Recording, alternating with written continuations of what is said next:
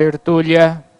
Boa tarde a todos. Hoje é dia 14 de janeiro de 2016, quinta-feira. O número do verbete é 3.632. Ele tem 5 páginas, 49 logias e 15 máximos. O título do verbete é Auto-organização comunicativa. A especialidade comunicologia. Quem redigiu o verbete é a professora Aden Rodrigues. É uma neoverbetógrafa, né? O seu primeiro verbete é a professora Aden. Ela é natural de Pelotas, no Rio Grande do Sul, é graduada em letras, especialista em tradução português e espanhol. Ela tem mestrado em letras, linguística aplicada e é doutoranda em estudos da tradução.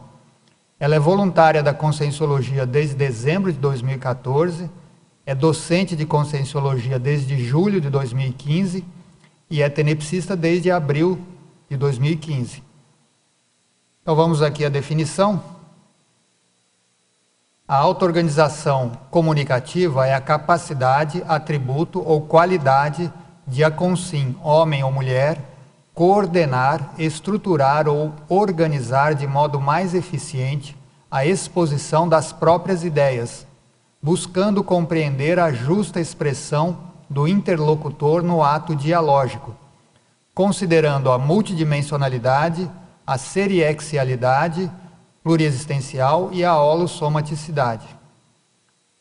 Então agora a pensenologia. O holopensene pessoal da autoadministração comunicativa, os neopensenes, o holopensene pessoal auto-organizativo, os ortopensenes, a reaprendizagem pensênico-comunicativa, os evolúcio-pensenes, os grafopensenes pessoais evoluídos, a grafopensenidade, a habilidade pensênica para comunicar-se de modo cosmoético, o holopensene pessoal da comunicabilidade ampla, a coesão íntima da maxipensenização, a autopensenidade questionadora, os raciocinopensenes, os cognopensenes, os nexopensenes, a coerência holopensênica, os sumopensenes. Agora na fatologia. A auto-organização comunicativa, o envolvimento teático com a auto-organização comunicativa, o comprometimento com a superação das autocorrupções comunicacionais, a reaprendizagem comunicativa, a coerência e a coesão na autoexpressão oral e escrita, a complementação vocabular qualificadora, a força da palavra certa, a neoabordagem no resgate de expressão mal empregada, a escrita precisa, o poliglotismo, o omniquestionamento, a conversa desarmada desassediadora e lá no final a serenidade comunicativa evitando a eloquência desmedida. Nós lemos só algumas linhas, né? Tem mais informações aqui na fatologia. Agora na parafatologia, a autovivência do estado vibracional profilático, a comunicação energética, a parapercepção lexicológica, a solução parapsíquica, a palavra telepática, a força multidimensional das expressões conscienciológicas, o desafio dos registros paraperceptivos, a assim e a desassim qualificando as interlocuções conscienciais, o uso da sinalética energética e parapsíquica pessoal enquanto instrumento de comunicação cotidiana e confirmando a assertividade da abordagem, o uso do laringochakra nas interações interconscienciais diárias, a força presencial fazendo rapport durante a intercomunicação, a autopercepção das parasincronicidades durante o ato comunicativo. Depois aqui na argumentologia, tem o item tabelologia, onde consta 10 confrontações entre a auto-organização comunicativa e a autodesorganização comunicativa. Muito interessante para a gente discutir esses itens aqui. Depois na remissiologia nós destacamos autoexpressão, autoconsciência verbal, comunicação interassistencial, comunicação lacunada, interlocução, mutualidade da comunicação e tradução parapsíquica. Também nós lemos só alguns aqui, tem 15 itens aqui na remissiologia. Agora, na frase enfática. A auto-organização comunicativa da consciência intermissivista, autoposicionada de modo cosmoético na teática da Tares, qualifica a interassistencialidade e otimiza o completismo existencial. A questionologia. Você, leitor ou leitora, prioriza a auto-organização comunicativa no intuito de realizar a Tares com eficiência? Qual tem sido a teática pessoal expressiva no desempenho da interassistencialidade eficaz? Agora aqui a bibliografia específica tem 3 referências. Agora vamos aqui para a mega-análise, que é feita pela equipe da Enciclosapiens, que é composta pela Marilene Raganin, Socorro Frazão e Ana Maria Rocha. Essa mega-análise são 20 palavras marcantes, palavras que se destacam no verbete.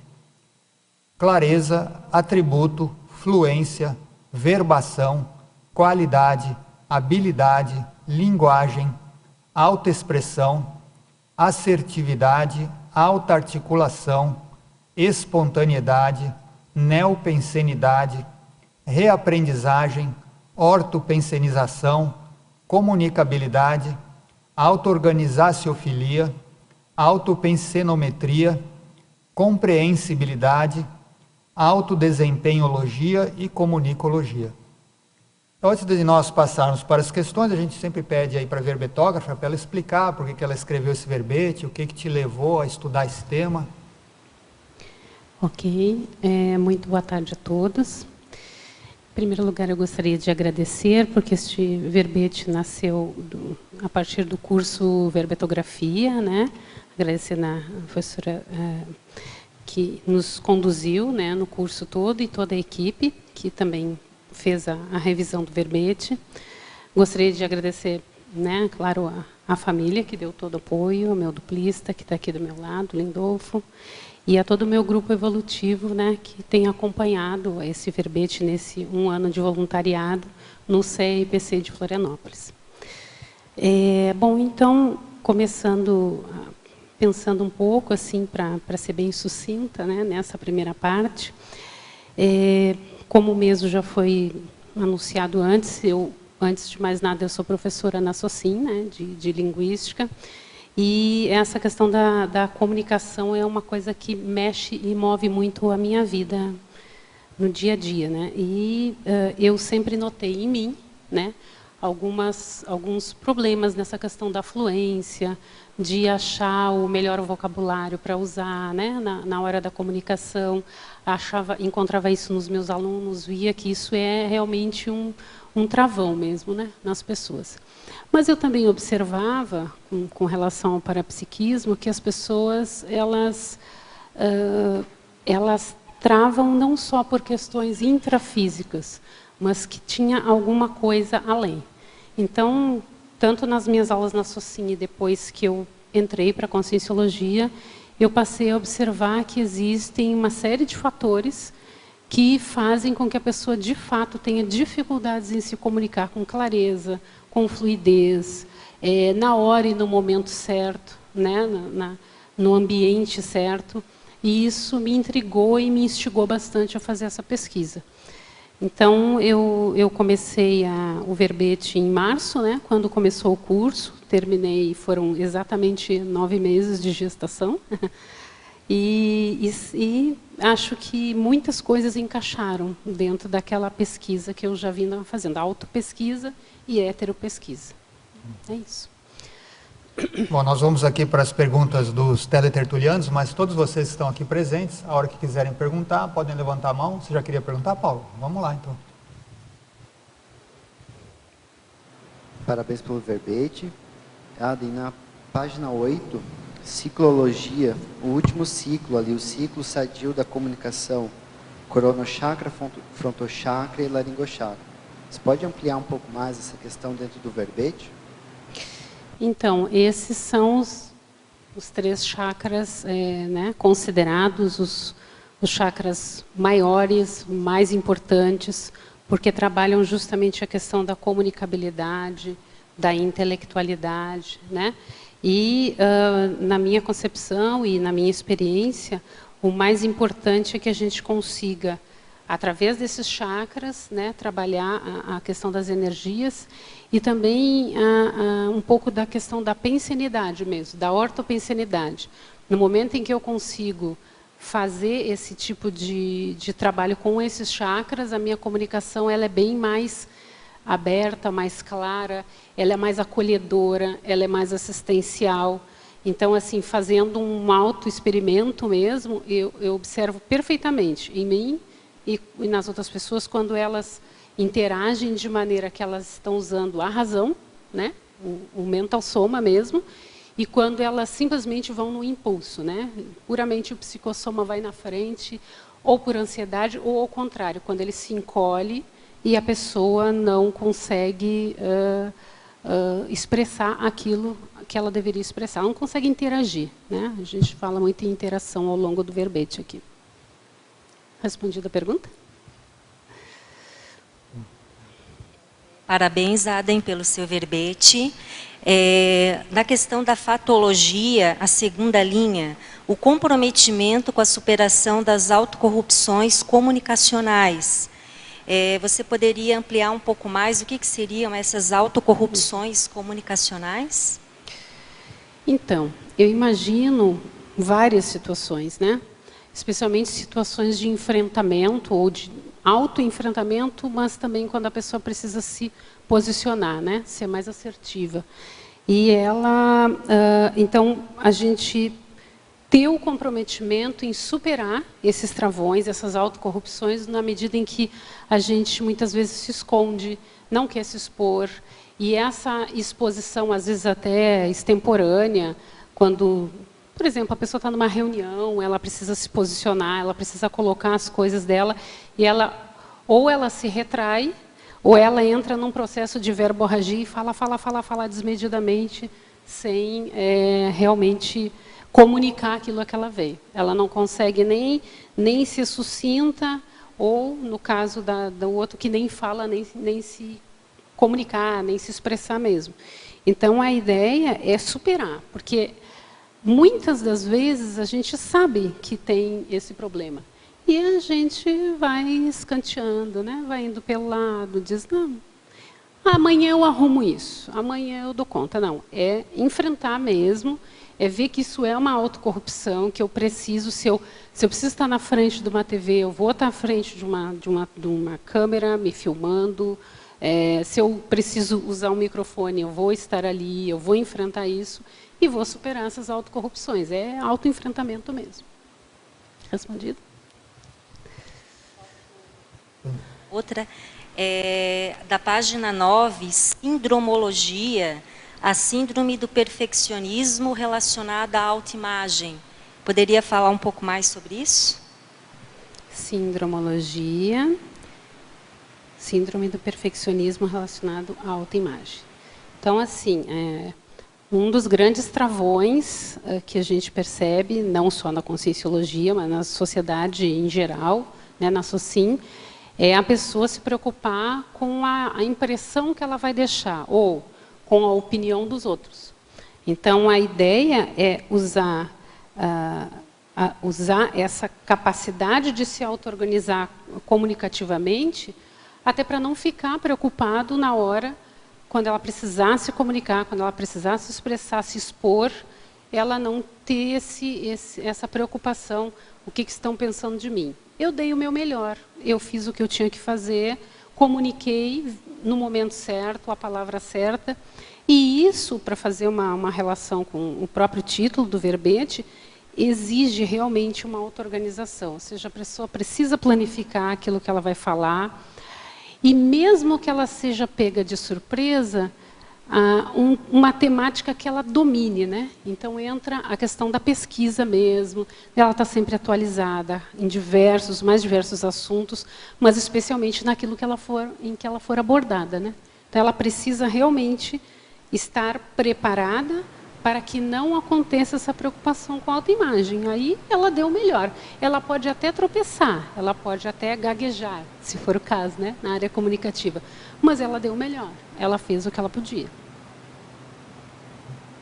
Só complementando, existe um verbete que chama Consim Perfeccionista. Se você quiser depois ler, estudar mais, né? Acho que o Paulo queria fazer outra pergunta. Na primeira página, né, página 7, tem o primeiro item da pensionologia, né, que é o holopensene pessoal da autoadministração comunicativa. Você pode trazer algumas técnicas que você usa para essa questão da autoadministração comunicativa? É o primeiro ali, né? O holopensene pessoal da autoadministração comunicativa. Então, a gente sabe que a comunicação normalmente ela tem duas faces, né? Geralmente ela tem a face escrita e a face falada mesmo, aquela que vai usar o som tanto para falar mesmo quanto para ouvir o outro. Então, existem várias técnicas, né? A gente encontra muitos e muitos livros por aí que são livros até de oratória, né? De bem da pessoa fazer impostação de voz. Mas me parece, e aí sim é uma pesquisa minha mesmo, que eu sempre percebi que era importante, é o que vem antes, né? Sempre o que vem antes. O que está realmente nos nossos pensenes, como é que a gente organiza isso e como é que a gente se posiciona. Então, uma boa técnica, me parece, né, para apresentar uma boa comunicação fluida, é literalmente escrever. Ter o hábito do diário, ter o hábito de anotar tudo aquilo que vem à mente, tudo aquilo que eu quero me comunicar. Pelo menos eu nessa minha autopesquisa, eu consegui resgatar diários assim, lá dos meus 15 anos de idade.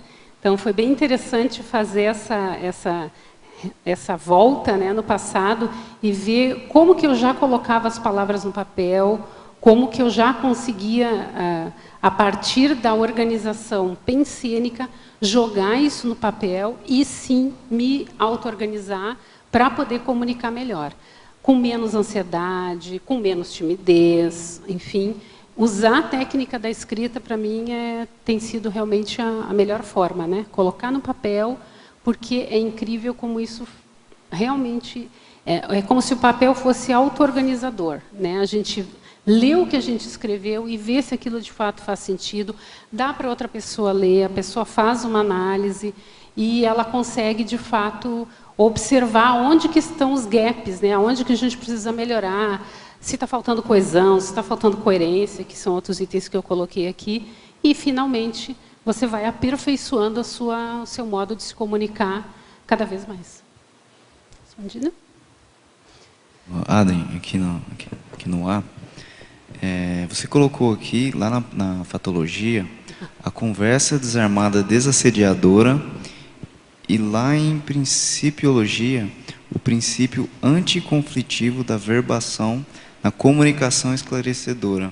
Eu vi que você colocou a referência ali da comunicação não violenta, né? Você poderia comentar um pouquinho sobre isso? Deixa eu ver se eu entendi. A primeira está na parafatologia? Fatologia. Fatologia. Isso, na quarta página de baixo para cima. Na quarta linha de baixo para cima. Quarta linha. É a conversa desarmada desassediadora. Ok. A conversa armada desassediadora com o princípio? E lá na principiologia, é o princípio anticonflitivo da verbação na comunicação esclarecedora. Então,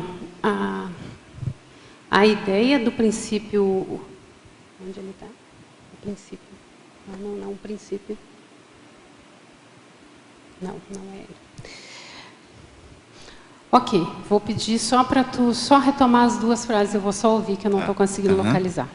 Aqui, a conversa desarmada desassediadora. Ok. E o princípio anticonflitivo da verbação na comunicação esclarecedora. Então, me parece, dentro das minhas vivências e das minhas experiências, que quando você consegue se desarmar, aquela coisa do não tá, né, ali eu estou esperando que o outro venha me atacar. Não, é ficar aberto, é criar o rapport, é criar aquela questão da confiança mesmo, para poder receber e para perceber, eu diria assim, aquilo que o outro tem para me comunicar. E da mesma maneira, eu também poder dar a resposta o mais precisa possível que ele tá realmente esperando de mim, né? Lembrando que a gente tem aí sempre o rapport também com o amparo, no caso meu, que estou ali escutando aquela consciência, e o da consciência. Então, se eu não faço esse rapport, primeiro que eu não consigo sequer assistir essa pessoa, né? Então, eu não consigo desassediar o momento e, portanto, a comunicação não acontece, né? E daí a gente tem outro item aqui, em algum momento do meu verbete, que a gente chama de ruído de comunicação, né? Aí o ruído de comunicação entra e possivelmente também com ele vem o assédio, né? Às vezes até causando grandes conflitos, né? Os grandes conflitos da humanidade normalmente começam com um grande ruído de comunicação. E o assédio vem, digamos assim, a reboque, né? Não sei se eu respondi a tua pergunta. Sim, obrigado. Então vamos aqui, tem uma pergunta aqui de Cascavel, mas você já respondeu, eu vou ler de novo. Ele pergunta, na Fatologia, página 7, segunda linha, na sua opinião, quais são as maiores autocorrupções comunicacionais? Você já respondeu, mas é bom dar uma passada de novo. Aí ela pergunta, quais são os ganhos secundários envolvidos? Então, vou começar pelo fim, assim, né? Os ganhos secundários, quando a pessoa se autocorrompe, né? No sentido de, como eu falei antes, né? Ou de se omitir na hora que ela precisa, de fato, se comunicar, por questões de timidez, ou outra forma que ela encontre de se esconder, ou, ao contrário, né, uma verborragia, porque ela está tão ansiosa em falar que ela fala e não termina, e aquilo não tem fim, e começa, obviamente, ela começa a ter gaps e perdas de sentido, de coesão, de coerência naquilo que ela está falando, e até de fluidez. Ela ganha na medida em que ela se acumplicia com, vou usar a palavra realmente, com o assédio, né? Ela não está preocupada nem em assistir naquilo que ela está falando e nem em interagir com as pessoas. No caso, por exemplo, da verborragia, em que ela fala e não comunica, de fato, alguma coisa pontual, com foco, com mega foco, ela simplesmente deixa a desejar, ela atrapalha e ela puxa o assédio, né? Alguém que está, alguma consciência, alguma consinha até, por que não? Que está a fim de confundir, entra naquele fluxo, naquele holopensene e acaba assediando o local e a comunicação não acontece. E por omissão, e aí ela se acumplicia com, eu diria que ela se acumplicia com essas consciências, né? No caso da omissão, eu acho que o ganho é mais secundário ainda, porque ela mantém o status quo dela. Não, vou ficar aqui quietinha, no meu cantinho, está muito bom, né? Nesse meu local aqui, ninguém mexe comigo, eu só escuto, mas ela não se comunica. Ou seja, ela está literalmente, como dizia o professor Valdo, né, preocupada com o egão.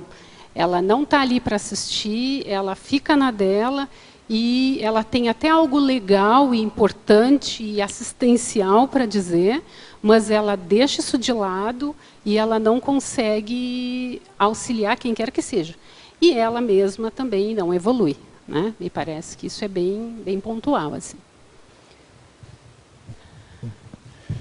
Faz favor, na página 8, ali na parafatologia, ali você fala a terceira linha, de cima para baixo, o desafio dos registros paraperceptivos. Qual a técnica que você usa para superar esse desafio desses registros?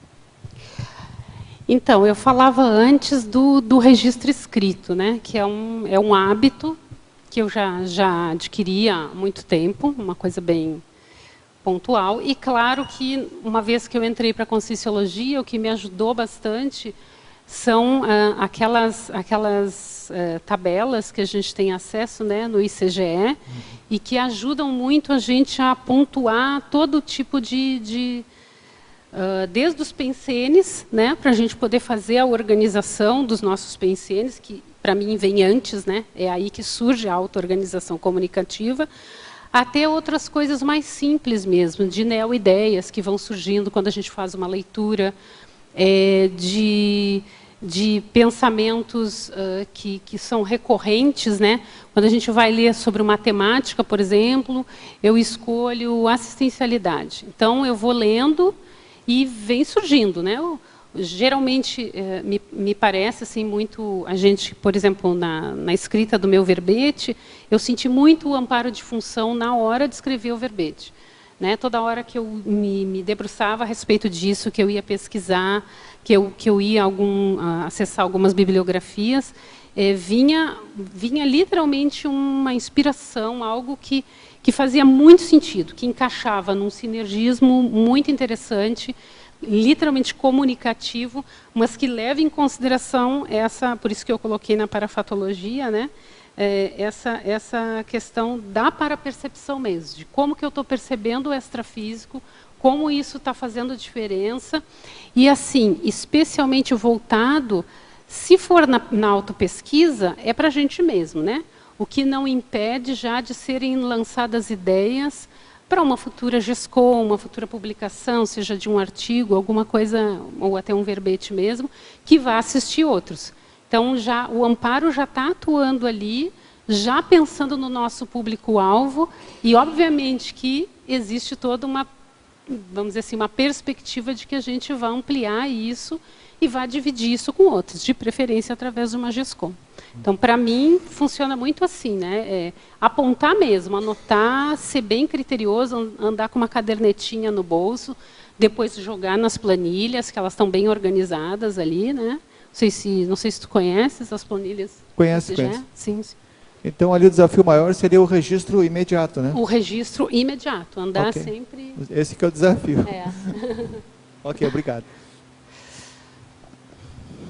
Agora, uma pergunta de São Paulo, cidade chama Quintana.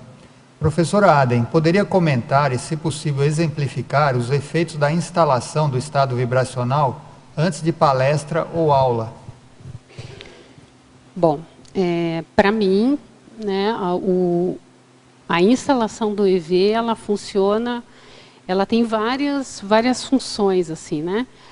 Tanto você pode, diante de uma turma, né, que no meu caso acontece, né, às vezes na SUSIM eu dou aula até para 40 alunos ou mais, dependendo do ambiente, se eu cheguei de primeira vez, se eu já estou acostumada com aquela turma, se eu, né, de alguma maneira que eu possa me posicionar. O EV, em primeiro lugar, ele ajuda a fazer a profilaxia, né, a limpar qualquer coisa que possa interferir no conteúdo que eu vou passar ali naquela aula. E durante a exposição, a aula, ou, enfim, alguma oficina, workshop, o que quer que seja que a gente esteja trabalhando, ele é importante porque ele ajuda a desassediar o ambiente e, de novo, eu vou falar e vou insistir nessa palavra, a fazer fluir a comunicação. Porque eu acho que a pior coisa que tem é a gente, por exemplo, querer dar um exemplo e aquilo travar e a gente não dar conta, não conseguir, e ver que aquela consciência não foi esclarecida, ela saiu dali com aquela dúvida, ela continuou sem o esclarecimento que ela veio buscar. Então, me parece assim que é muito profilático, mas ele também é dinâmico, né? Ele ajuda a dinamizar quando você está se expondo, quando você está falando, dando uma aula, ou mesmo interagindo com uma ou outra pessoa que você, de fato, está esclarecendo, de alguma maneira. Então, me parece bem pontual. Assim, o EV ajuda bastante. Ele é realmente uma ferramenta fundamental na comunicação.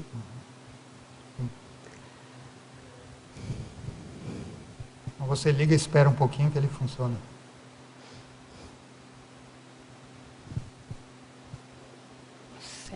Alô, desculpa. Eu gostaria primeiro de elogiar demais esse verbete, muito bacana, muito legal, muito claro, né? Os exemplos e tudo mais. E você, professora, tinha começado a falar aí sobre o amparo de função na escrita, e agora começou a falar um pouquinho aquilo que eu ia perguntar, que é o amparo de função nesse esforço de eficiência expositiva para buscar uma interlocução dialógica com os outros, né? E a gente vive numa sociedade que, de modo geral, ela é muito dispersa e nem sempre compreende determinadas informações, principalmente dentro da conscienciologia, em que a pessoa precisa ter uma compreensão prévia de alguns temas e assuntos, né? Eu queria que você ampliasse um pouquinho essa questão do amparo de função, que você já falou sobre o estado vibracional, na hora, no momento de se fazer um esclarecimento, uma aula, tendo em vista que o nosso objetivo não é a persuasão, não é o convencimento pura e simplesmente, mas uma série de fatores podem ocorrer naquele momento que tem a ver com a multidimensionalidade. Então, na sua experiência, o que você poderia falar para a gente? Bom, eu vou falar realmente da minha experiência. Então, a ideia é sinalética, mapeamento da sinalética, né? Quando você começa, né, e eu vou abrir um parênteses que eu não abri no início, né, quando eu apresentei. É importante dizer que essa auto-organização comunicativa é uma prática em construção em mim, né? Eu não superei tudo, vocês já podem observar até pela minha fala. Ainda, né, eu tenho a ansiedade, às vezes, né, atrapalha um pouco. Então, eu na verdade, o que eu estou construindo é mapear a sinalética desse amparo de função, né? E a gente pensar que nós temos vários amparos de função dependendo do que nós estamos fazendo. A TENEPS, a docência, a escrita, né? Enfim, então, para que você possa acoplar com esse amparo, ou ele possa acoplar com você e fazer uma boa TARES, né? Seja através da escrita, seja através da fala, você perceber e mapear de novo, né, citando as planilhas que temos lá no ICGE, essa sinalética, de maneira que você perceba que o amparo está se aproximando, porque a aproximação desse amparo, até, né, dependendo do nível evolutivo dele, é muito sutil. Como você disse, né, a gente vive numa sociedade muito... Essa parafernália toda, não só tecnológica, como as próprias pessoas, né, muito inquietas, muito estressadas, muito ansiosas, e a gente não para escutar aquela sutileza, aquele detalhe, aquilo que foi apontado. Às vezes alguém, eu tenho uma das minhas parapercepções, dos fenômenos que acontecem comigo é o da clareaudiência. Então, eu sou muito auditiva, né? Então, é escutar. No meu caso, é escutar. Eu escuto realmente, eu procuro escutar o amparo. E pode ter certeza que quando eu não escuto, algum contrafluxo acontece. Não que eu tenha que ficar na dependência desse amparo, não. Mas ele está ali por uma função, como você disse, né? Ele é um amparo de função. Puxa, se ele está gastando o tempo dele comigo, está aplicando o tempo dele ao meu lado para fazer aquilo ali, é porque, de fato, aquilo que eu estou fazendo vai gerar uma possibilidade, ou várias possibilidades, de assistir mais consciências, né? A questão do grupo karma, do grupo evolutivo, até do polikarma, no caso das pessoas que, né, têm acesso a outras línguas, a outras culturas, e podem fazer esses esclarecimentos. Então, acho que fundamental, em primeira mão, é fazer esse mapeamento da sinalética, que a gente tem até um livro, né, escrito na Conscienciologia sobre isso, e eu indico mesmo. É um livro de cabeceira, para que a gente possa perceber o quanto que o outro, em que momento entrar, né? Então, aquela questão da cronêmica e da prosêmica, né? Que o professor Valdo tanto falava para a gente. É saber o momento certo, como que eu vou fazer essa abordagem, e o corte cirúrgico, que também eu coloquei aqui no verbete, né? Saber dizer exatamente aquilo que o outro precisa ouvir. É afinar isso mesmo, é fazer o rapport. E isso é treino. Não tem, a gente não nasce pronto, eu não estou pronta nem pensar, nem sei se ficarei nesta vida, mas a ideia é aperfeiçoar o máximo possível para poder realmente fazer o esclarecimento das pessoas da maneira mais clara possível.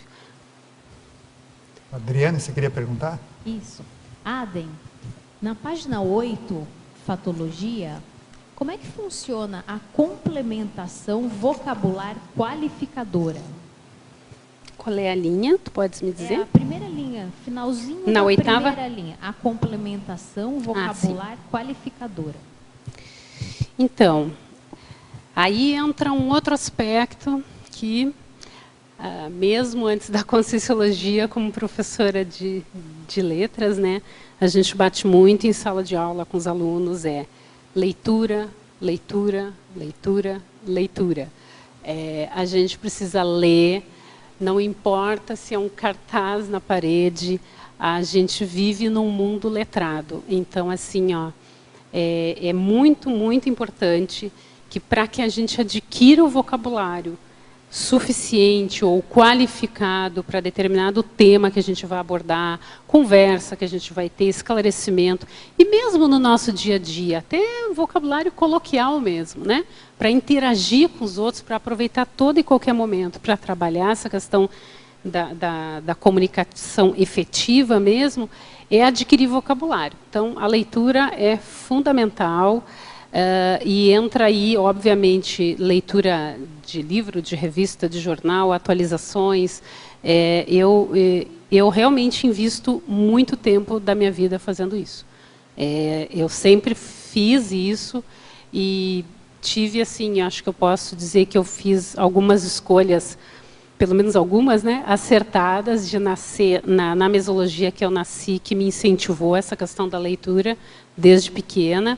Então, eu sei o quanto isso é fundamental e o quanto isso me ajuda, vamos dizer assim, a dominar um vocabulário relativamente amplo. E vou mais além. Línguas, poliglota. Vá aprender línguas, vá ampliar seu vocabulário em outras culturas, em outras línguas, porque é fantástico a quantidade de neossinapses que a gente tem. Eu citei bastante isso no verbete, que é o que faz sentido, sabe? Aquela coisa assim, fez sentido. Você está lendo uma coisa, daqui a pouco aparece uma palavra, você não acha, vai num dicionário, seja online, seja o dicionário normal, e pronto, aquilo starta e muita coisa faz sentido. Primeiro que a sensação é fantástica, é muito boa, o banho de energia vem mesmo quando você se dá conta. E segundo, que você amplia, aquilo você não perde mais. Mesmo que você depois passe um tempo sem usar, quando você voltar a usar, como o pessoal gosta de dizer, né, no senso comum, é como andar de bicicleta, a gente não esquece. É bem factível isso, é ampliar o vocabulário mesmo, através de muita leitura. E você poderia explicar um pouquinho também sobre a neoabordagem no resgate de expressão mal empregada? Está na Fatologia, página 8, segunda linha. Ok. Então, a ideia é... a gente naturalmente observa, na gente mesmo e nos outros, que as pessoas fazem isso, né? Ela fala uma coisa, não é todo mundo, claro, mas é uma tendência que a gente tem a corrigir alguma coisa que a gente disse. Só que tem um fator, quando a gente começa a estudar a multidimensionalidade, né, começa a levar em consideração a serialidade também, né, das vidas, das múltiplas vidas que a gente teve, que entra a questão do perdão. Quando eu falo alguma coisa realmente que eu ofendi alguém, que eu maltratei, que eu disse alguma coisa que não devia, e aquilo reverbera em mim. Então, na minha concepção, de novo, entra a auto-organização comunicativa na medida em que a gente reflete sobre aquilo que a gente disse e, como bem pontua, né, acho que a professora Malo pontua muito isso naquele livro de autocura, é você conseguir ter o autoenfrentamento, em primeiro lugar, de chegar naquela pessoa e refazer aquilo que você disse dizer da melhor forma possível, sim, pedir desculpas, da melhor forma que você puder, na melhor abordagem que você colocar. Por isso, uma neo-abordagem no resgate da expressão mal empregada. É realmente uma expressão que foi. Ela pode ser uma expressão simples, num debate político, por exemplo, mas ela também, para mim, pelo menos, me toca muito aquilo que a gente fala para as pessoas de mau jeito mesmo, porque a gente estava irritada naquele dia e falou e disse, e depois vai lá e faz a neo-abordagem, faz mesmo. Se não puder fazer diretamente, porque a coisa ficou feia, vai lá e faz na sua TENEPS, joga as melhores energias, até aquela situação voltar de novo para você e você conseguir ter a oportunidade de refazer aquela, de reconciliar mesmo, como fala o professor Malona, né? Não sei se eu respondi. Boa tarde, parabéns pelo verbete. Aqui na página 8, na tecnologia, você poderia explicar um pouquinho duas técnicas? A primeira é a técnica da autossistematicidade verbal, que está na primeira linha, e a seguinte está na terceira linha, a técnica do aprimoramento da autoexpressão. Bom, então, autossistematicidade verbal. A ideia é que a língua é um sistema. A língua, a linguagem, né, mas a língua, especialmente, ela é um sistema, ou seja, a gente não coloca, por exemplo, o sujeito na frente do verbo, né, o objeto, como acontece na língua portuguesa à toa, né? A gente faz isso por uma questão cultural, por uma forma de pensar que ela é encadeada, daí a palavra sistema, né? E então me parece que isso é uma técnica muito importante, assim, né? A gente dominar essa técnica, a gente perceber que a língua tem um encadeamento, né? A gente não pode, como a gente diz, atropelar o samba, né? Como diz o meu pai. A gente tem que ir falando pontualmente, percebendo e para percebendo o outro, na medida em que ele é o meu ouvinte, e também dando, obviamente, a palavra para ele interagir, e vendo como é que está se encadeando esse discurso, né? Como é que o discurso flui, como é que a pessoa percebe o que eu estou dizendo, qual é o impacto que a minha fala, que a minha linguagem tem nela, ok? E daí eu vou percebendo essa sistematicidade verbal. Na medida, de novo, né, o que o colega tinha perguntado antes, por isso a anotação, por isso registrar, por isso tudo que aparece.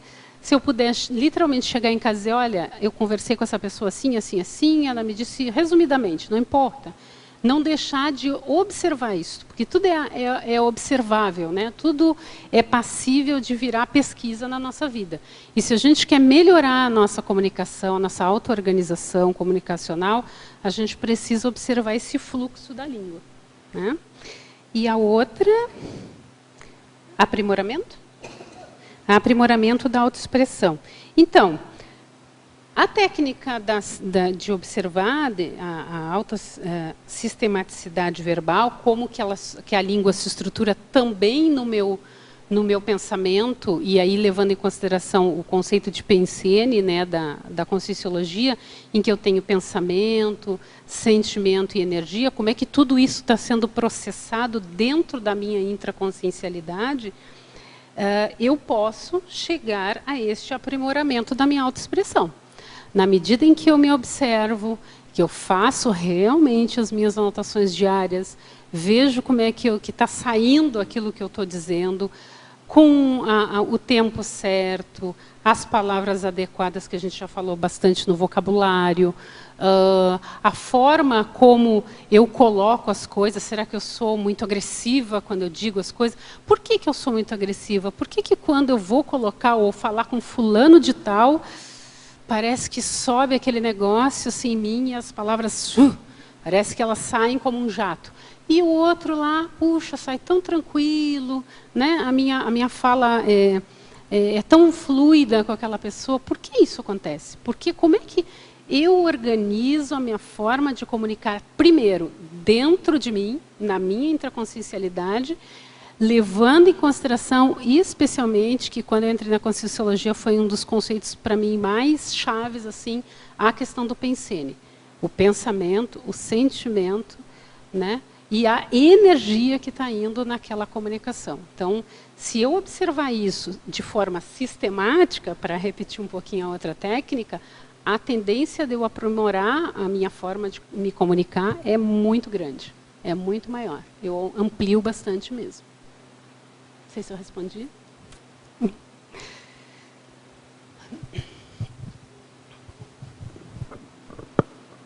Na sua opinião, o que você acha que sentimentos influenciam mais na hora da pessoa se autoexpressar, falar das suas próprias manifestações? Que sentimentos, até emoções, que atrapalham mais na automanifestação?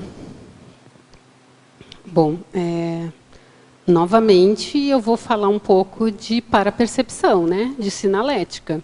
De novo, você precisa fazer o rapport, porque como eu dei o exemplo, né, de duas pessoas em que a comunicação flui diferente, né, com elas, eu acho que é isso que a gente precisa perceber, né? Por que com uma pessoa eu me sinto super bem, a comunicação é fluida, os assuntos e os temas são tão estimuladores, né? E por que com outras pessoas aquela comunicação trava, né? Eu não consigo fazer o rapport com ela. Então, vai entrar aí a questão da serialidade. A gente precisaria, talvez até, se for uma coisa assim tão grave, né, investigar o que está por trás dessa minha relação com essa pessoa. Provavelmente não é a primeira vez que eu a encontro, né, levando em consideração as vidas. E por que esses sentimentos startam, né? Por que eles começam a pulular, né, vir à tona e qualificar isso na minha comunicação, porque, afinal de contas, eu quero ser assistencial ou não? Qual é o nível, qual é o grau da minha assistencialidade nesse momento, quando eu não consigo me comunicar com o outro, quando eu sou agressivo, quando eu solto palavras que ferem, ou, pior, quando eu nem me dou conta que eu faço isso. Eu acho que isso é extremamente... É autopesquisa mesmo, não tem o que fazer. Você queria perguntar? As mulheres primeiro. Aqui na página 8, detalhismo, fala para nós aqui a respeito da efeitologia que você colocou aqui, os efeitos didáticos da expressão oportuna, relacionando aqui com uma síndrome que você coloca na sindromologia, a síndrome do perfeccionismo relacionado à autoimagem. Quer que eu repita? Tá, você quer que eu relacione, né? Então, eu já tinha falado um pouquinho, mas não tem problema, da autoimagem, em relação aos efeitos didáticos da autoexpressão oportuna. Me parece assim, ó, quando eu não estou preocupada com a minha autoimagem, quando eu tento me comunicar de maneira autêntica, realmente, sem medo, se eu vou errar, se eu vou gaguejar, se eu vou pigarrear, ou o que a pessoa vai pensar de mim, eu entro um pouco nesse efeito didático, ou seja, eu tenho o que eu falei aqui, né, na estrangeirismologia, de open mind pró-evolutiva, né? Eu estou aberta a outra pessoa.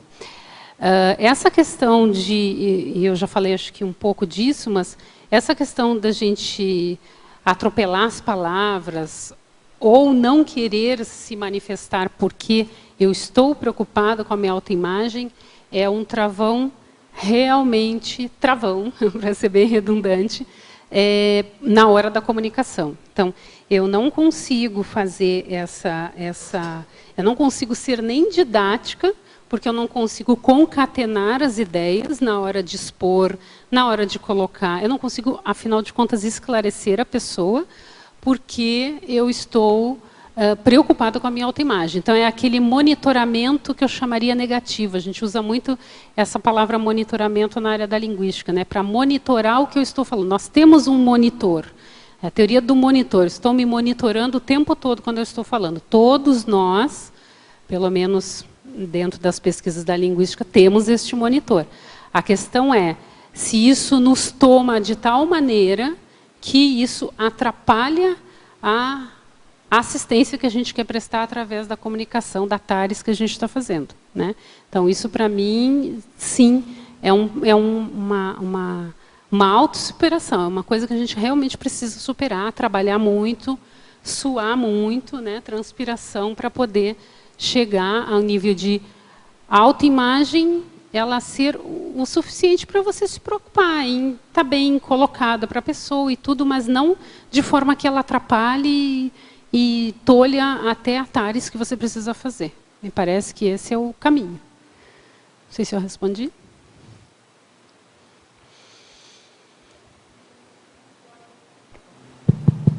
Você concorda que se a pessoa está preocupada com a autoimagem, perfeccionismo, na hora de se expressar, ela acaba não sendo tão didática, é isso?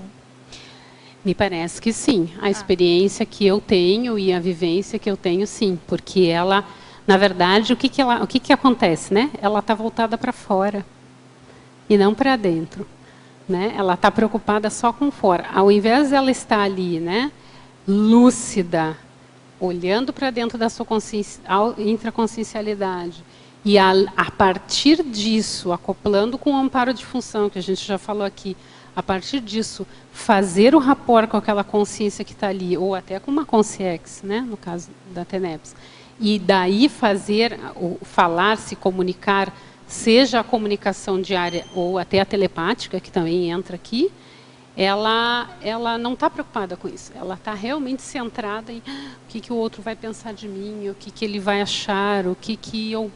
Não. Eu estou dando o melhor, eu estou tentando fazer o rapport, estou fazendo uma assimilação simpática naquele momento e preciso atender esta ou estas consciências e vou dar o melhor de mim. Se não deu, se deu algum problema, se eu gaguejei, paciência, faz parte, né? A comunicação, enquanto a gente estiver em evolução, a nossa comunicação vai ser ainda cheia de entraves, de contrafluxos. Cabe a nós qualificar o melhor possível, né, a nossa comunicação para poder nos comunicarmos da melhor maneira possível e realmente assistir. Ok.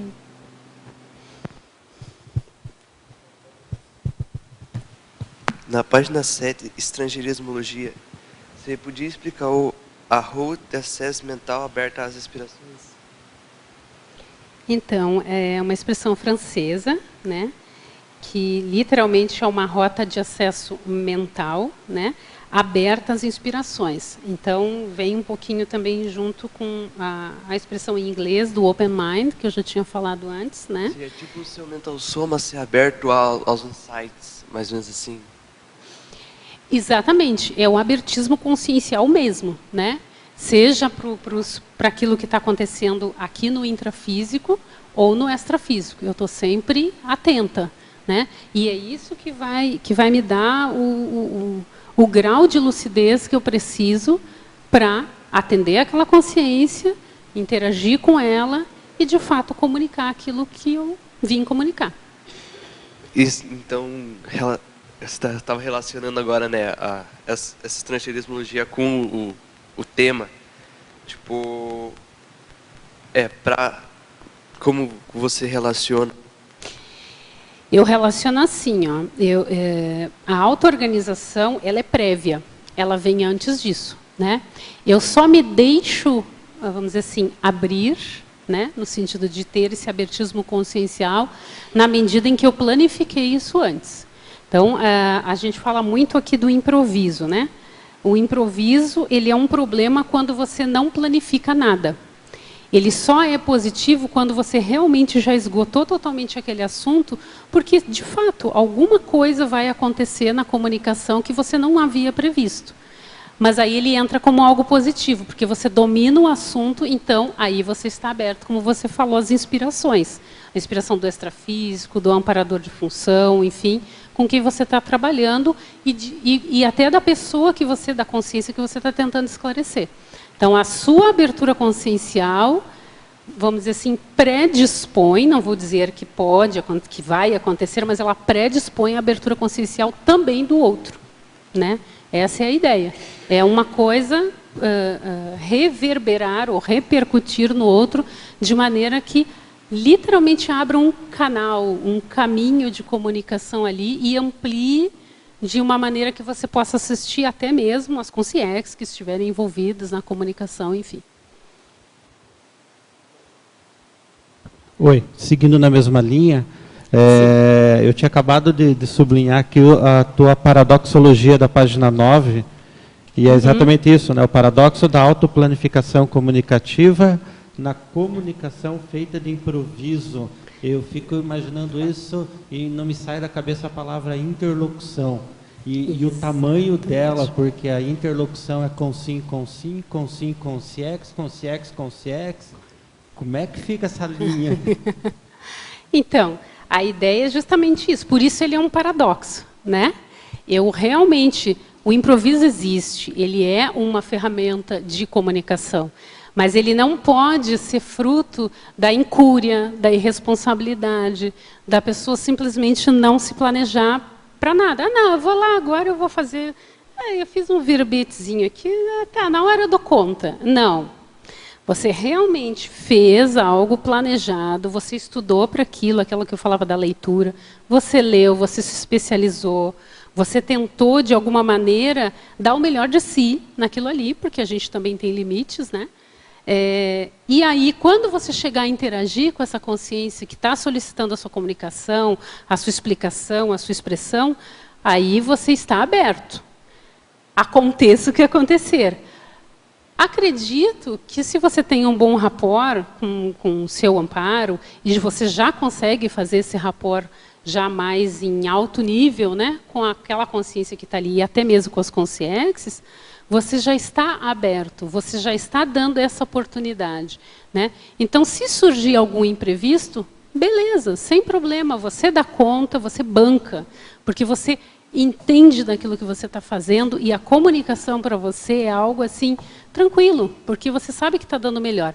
Se você não souber, aí faça como, né? Aí uma experiência minha da Socim mesmo, quando eu digo para os meus alunos, não sei te responder. Realmente não consigo opinar sobre isso, não tenho a minha opinião formada sobre isso, porque você realmente não sabe. E não tem mal nenhum em admitir que você não sabe sobre aquilo, né? Dependendo da circunstância, mais ainda.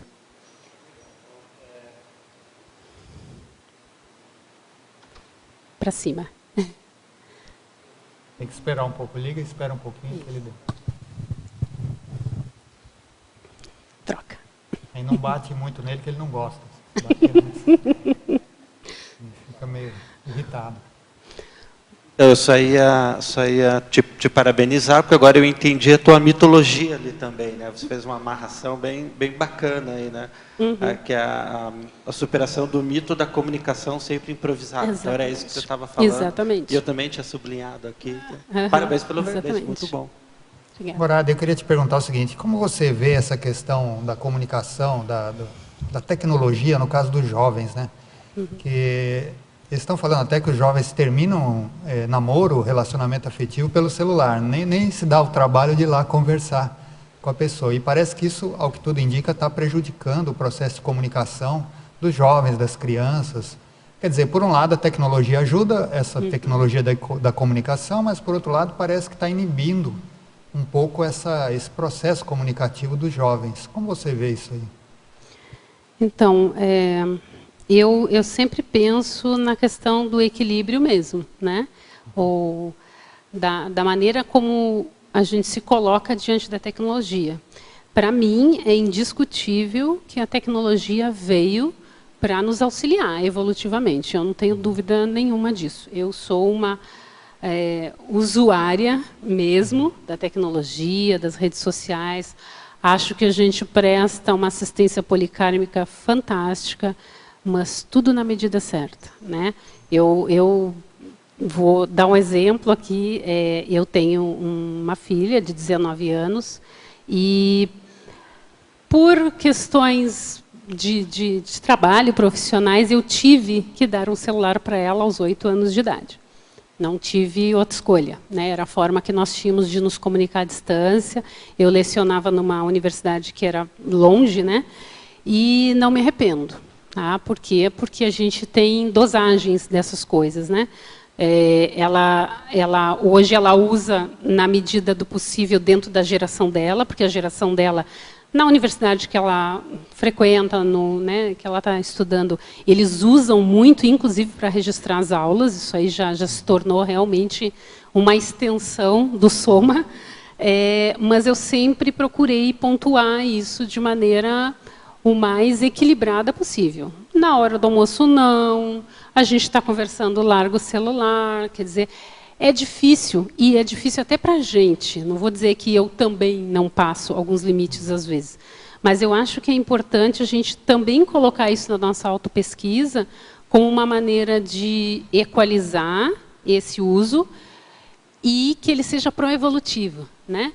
Se eu estou nas mídias para interagir, e ontem a gente falava isso no curso de qualificação, que seja para postar alguma coisa relevante, pró-evolutiva, que vá ajudar as pessoas, que vá auxiliar alguém. Se for para curtir alguma coisa, que seja curtindo algo que realmente esteja ajudando o planeta, alguém que está, sei lá, trabalhando com reciclagem, enfim, que a gente tenha um filtro. Eu gosto muito dessa palavra, filtro é uma palavra que diz muito para mim. Filtrar aquilo que realmente é relevante e aquilo que, desculpe a palavra, mas é lixo. Porque a gente tem muito lixo tecnológico hoje, através das mídias sociais, dos e-mails, dos spams, né, que a gente fala. Então, assim, é usar a tecnologia como ferramenta pró-evolutiva. Eu vejo assim. Eu acho que, claro, todos nós temos que qualificar, porque o excesso está aí, né? E ele está aí justamente para nos assediar, né? E isso também é um teste, para ver o quanto a gente consegue lidar com essas ferramentas de uma maneira assistencial, que essa é uma palavra que eu também vou bater muito, de uma maneira que vá auxiliar o maior número de pessoas a realmente evoluir, fazer a sua própria pesquisa, por que não? Porque quando eu interajo com o outro, que é uma comunicação, né, por meio da tecnologia, eu realmente estou mandando a minha energia para ela.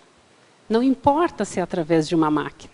O meu pensene está atravessando todos aqueles cabos, fibras ópticas e o que mais for, satélite, e está indo para aquela pessoa. Disso eu não tenho dúvida nenhuma.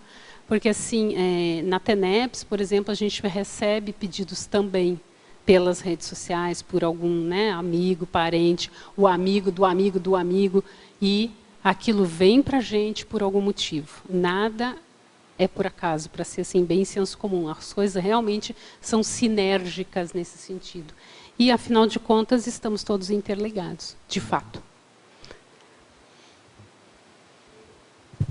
Em cima do que ele estava falando, da pessoa assim, que corta o namoro com outra pelo celular. Você acha que poderia ser assim como um mecanismo de fuga, de falta de autoenfrentamento?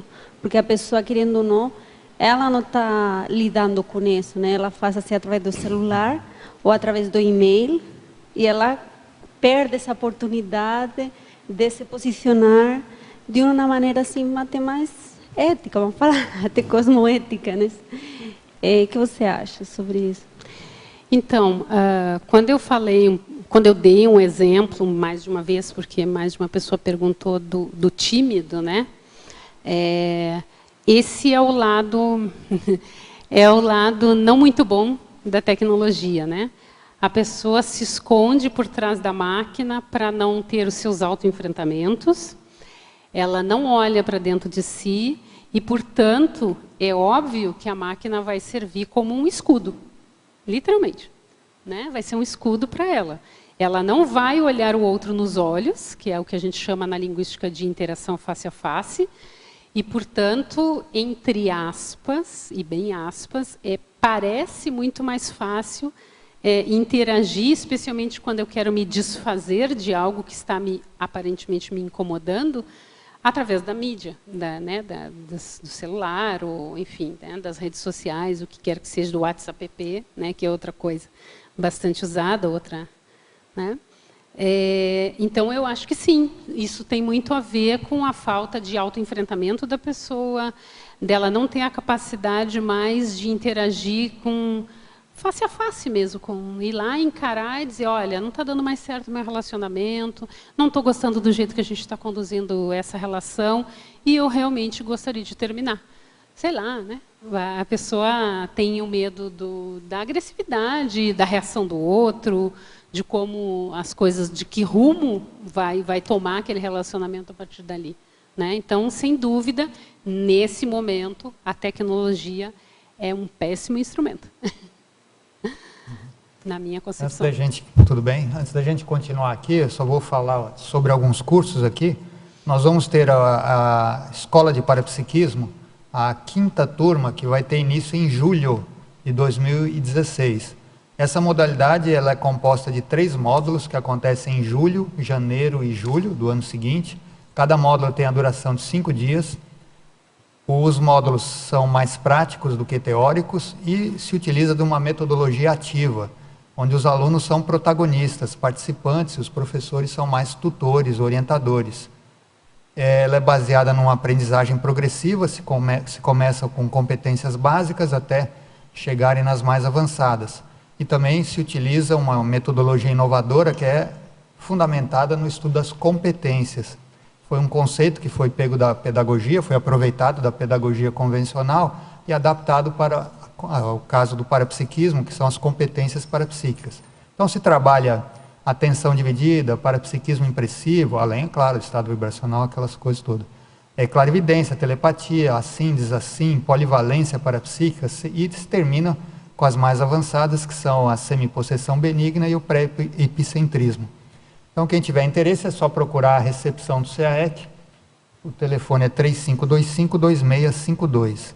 E nós vamos ter nos dias 19 a 21 de fevereiro de 2016, o curso Mapeamento da Sinalética Energética Parapsíquica, que a professora falou, que é baseado no livro Mapeamento da Sinalética com a professora Sandra Tornieri. Vai ser 19, sexta-feira à tarde, vai no sábado e até o domingo à tarde. E nós vamos ter também o curso, o terceiro Fórum Internacional de Seriexologia e a 4ª semana da autopesquisa seriexológica e primeiro ciclo de debates em holobiografologia, um evento promovido pela Consecutivos. Vai ser de 21 a 28 de abril e vai ter também a apresentação aqui da Thelma Crespo, a personalidade consecutiva que ela estuda, que é uma escritora chamada Marie Corelli. E vão ter aqui vários professores falando de vários eventos. E também vai ter o 2º experimento retrocognitivo grupal da CCCI, que vai ser um chá inglês retrocognitivo, tá? Com visual a caráter também. Esse chá inglês retrocognitivo vai ser no dia 21 de abril, numa quinta-feira, que acho que é um feriado. Então vamos continuar aqui com as perguntas dos teletertulianos. Em Laboratoriologia, página 8, 3ª linha, poderia fazer um cotejo entre a técnica da imobilidade física vígil com o tema do verbete? Então, essa técnica da imobilidade física vígil, eu já experimentei e ela realmente traz muitos insights e muitos neopensenes, né, que a gente falava, neosinapses, enfim, bem interessantes. E como a comunicação ela está diretamente relacionada, e até teve uma pergunta anterior, né, dos chakras que estão envolvidos, especialmente os chakras superiores, o laringo, o fronto e o coronochakra, quando você faz essa imobilidade, você realmente, né, pressupõe que você está trabalhando a questão das suas energias. E, portanto, se você tem uma questão como essa, que é a comunicativa, que vai direto no laringochakra, ele naturalmente ele é ativado, né, para que você possa trabalhar com ele. E as ideias que estão com ele relacionadas, porque afinal de contas a comunicação ela está na interligação com os pensenes, como a gente já falou, né, com o coronochakra, o frontochakra, enfim, o mental soma, como tanto a gente fala aqui na conscienciologia. ela auxilia bastante quando a gente tem alguma questão que a gente quer resolver, né?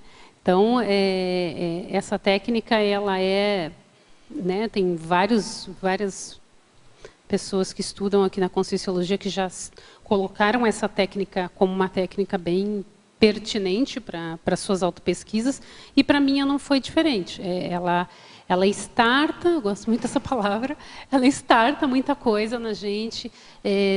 Realmente você começa às vezes você está com uma questão dentro de um aspecto ali que você não consegue resolver e aquela resposta vem. Ela vem, se não vem durante a técnica, ela vem na semana seguinte, naquele mês, ela aparece, ela vem e fecha alguma coisa, acontece um fato novo, um parafato, um fato mesmo, no seu dia a dia, né, na sua, enfim, na sua vida intrafísica, que faz sentido. Aí aquilo fecha direitinho, assim, né? Casa, como a gente diz, como se fosse um amálgama mesmo. Era aquela pecinha do quebra-cabeça que estava faltando. Então, para mim, me ajudou bastante nesse sentido, essa técnica. Boa tarde. Estrangeirismologia, terceira linha, você pode esclarecer um pouco mais de Polítenes, Principle das máximas conversacionais? Terceira linha? Isso. Ah, ok. É que é o Politeness Principle das máximas conversacionais, né? Que é da linguística. Então, tem um verbete que eu coloquei aqui no final, da professora Ana Seno, o verbete número 12, Polidez Fraterna, que é fantástico para aprofundar essa questão. Então, eu vou falar dentro da minha limitação, né? Mas o verbete dela é bem esclarecedor, porque se acreditava, não sei se ainda não existem pessoas que acreditam nisso, que ser muito gentil, muito polido, muito educado era, me desculpa a expressão coloquial, mas frescura.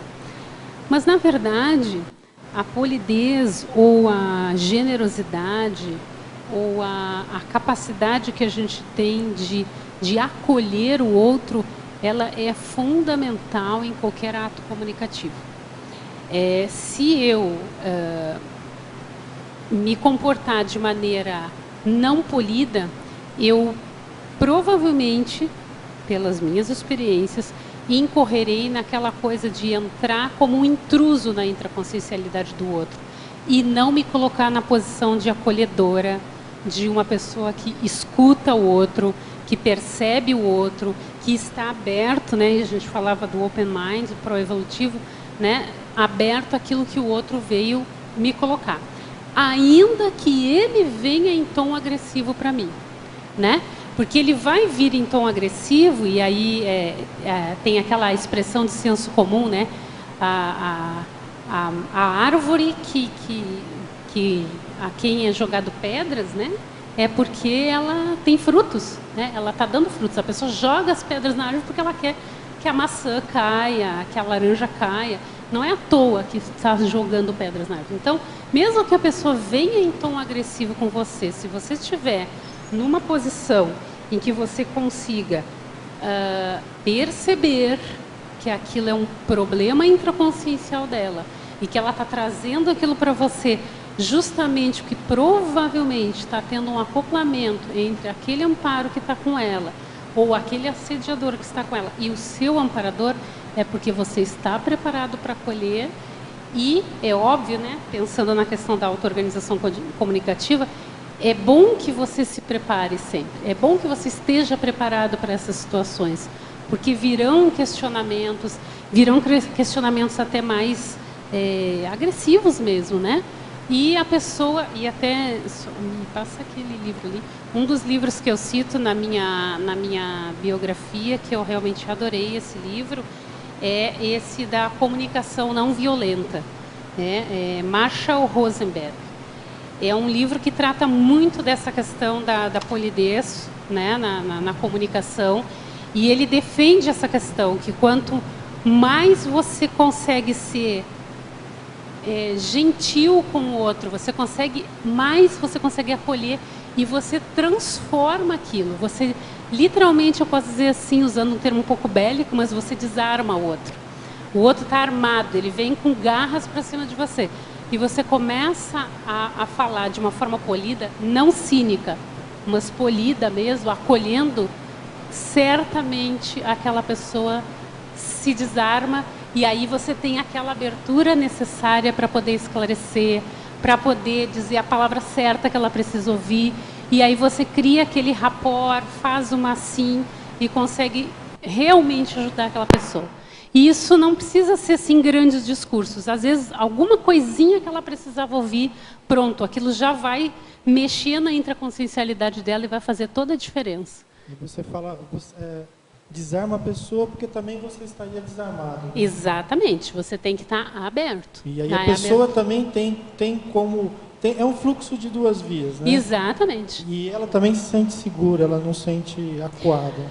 A comunicação, eu diria, mesmo quando você está se comunicando consigo mesmo, né? Você está dando conselhos para você mesmo, algo assim, que todos nós temos o costume de falar sozinhos, de alguma maneira ou outra, ou pensionizar conosco mesmo, você está sendo dialógico. É um diálogo, não existe.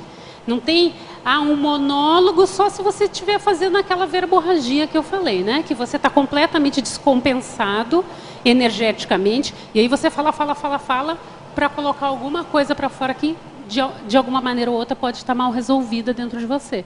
Agora, quando você está interagindo com outra pessoa, não tem jeito. É uma via de mão dupla mesmo. Você toma lá, dá cá.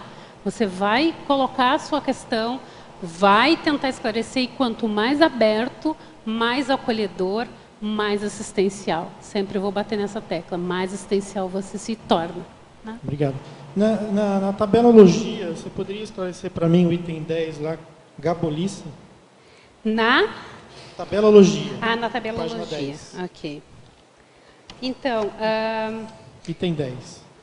Item 10. A gabolice, ao contrário da teática, verbação, né? Aquela pessoa que literalmente fica se gabando do que ela é. Né? Aquela coisa do se gabar, do eu sou, eu posso, eu sou tal, eu consigo, eu dou conta. E aí entra um pouco naquela questão do improviso que eu falei, não, vou chegar lá, vou arrasar, vou improvisar e vai dar tudo certo. Né? Então, a pessoa realmente não tem teática, ou seja, ela nem teorizou, nem foi atrás, nem leu, nem pesquisou e nem colocou em prática. Então, ela chega lá realmente se gabando, ou seja, daquilo que ela não consegue bancar, daquilo que ela não dá conta ainda. Então, é o contrário, né? Uma coisa da outra. Ok, obrigado. Pessoal, só vou pedir um pouquinho para vocês, para a gente adiantar um pouco as perguntas dos teletertulianos. Depois a gente volta aqui para vocês que querem perguntar, tá? Porque a gente tem várias perguntas aqui.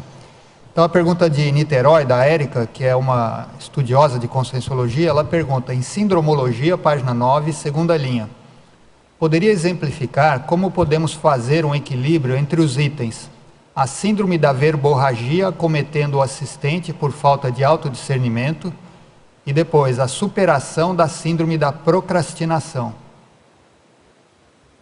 Então, eu diria que são dois lados da mesma moeda, né? De alguma maneira, sim. A pessoa que tem a verborragia, que eu tanto falo, né? Assim, de despejar aquele discurso em cima do outro, fala, e não para, e aquilo não tem fim. Às vezes não, na maioria das vezes ela perde a coerência, porque ela perde literalmente o controle do laringochakra dela mesmo, e aí ela não, daqui a pouco ela não está dizendo coisa com coisa, né? E, ao contrário, seria o da procrastinação. É aquela pessoa que está sempre deixando para depois. Não, amanhã eu falo. Não, na próxima reunião eu vou me pronunciar. Não, na próxima aula vai ser melhor, eu vou falar isso.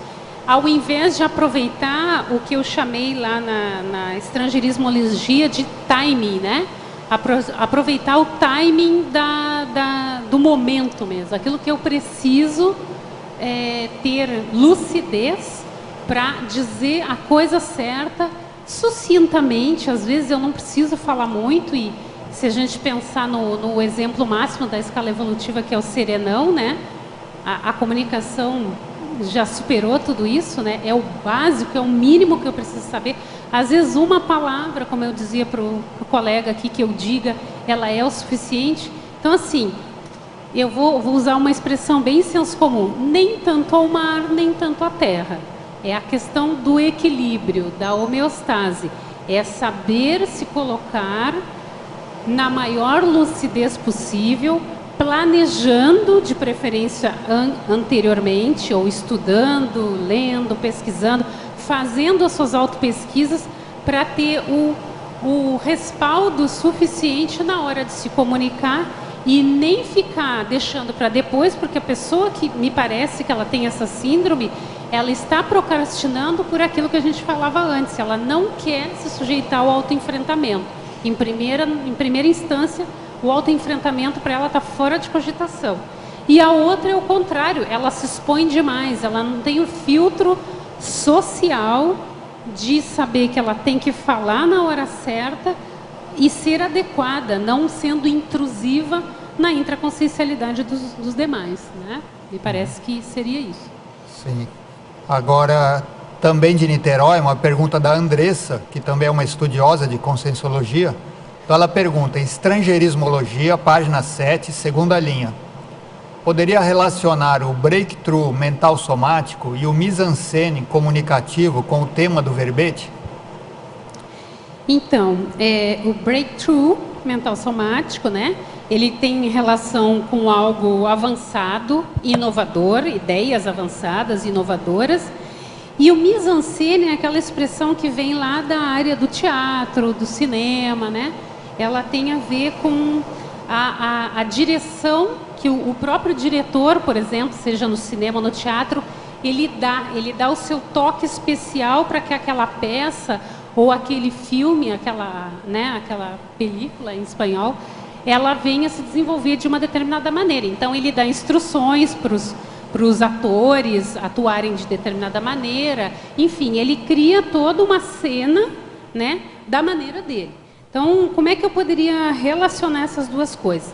Eu acho que na medida em que a gente planifica aquilo que a gente pretende comunicar, e essa planificação, se eu não disse, vou dizer agora, ela tem que ser uma constante na nossa vida, porque afinal de contas ela é o nosso instrumento diário de interação com o mundo lá fora. Ela não é só para os grandes comunicadores, ela é para qualquer um de nós, qualquer consim ou consciex, de preferência aquelas que estão mais próximas de nós, precisando de muita assistência, ela ainda precisa da comunicação para se fazer entender, para se fazer esclarecer. Então, eu vejo que uma coisa está ligada à outra.